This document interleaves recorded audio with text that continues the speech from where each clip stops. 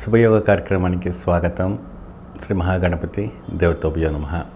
ఇంట్లో వస్తువులు మిస్సింగ్ అవుతున్నాయా అంటే దొంగలించబడుతున్నారా? ఇంటి ఈశ్వరు కూడా ఇంటి దొంగను పట్టరు అంటారు.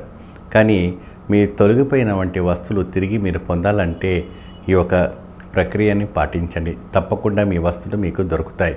కానీ అది ధర్మపరమైనటువంటి ఒక వస్తువులైతే, మీ ఒక విలువైనటువంటి వస్తువులైతేనే మీకు తిరిగి రావటం అనేది జరుగుతుంది. అది ఏంటి అంటే ఏదైనా బంగారం కావచ్చు, డబ్బు కావచ్చు, మీ యొక్క బట్టలు కావచ్చు, ఇంకేదైనా ల్యాప్టాప్ కావచ్చు, ఇంకేదైనా వస్తువులు దొంగలించినప్పటికి కూడా మీకు 3 రోజుల్లో కావచ్చు, లేదంటే వారం లోపైనా కూడా మీకు దొరకాలంటే తరచుగా మీరు ఈ యొక్క పనిని చేసి పెట్టండి.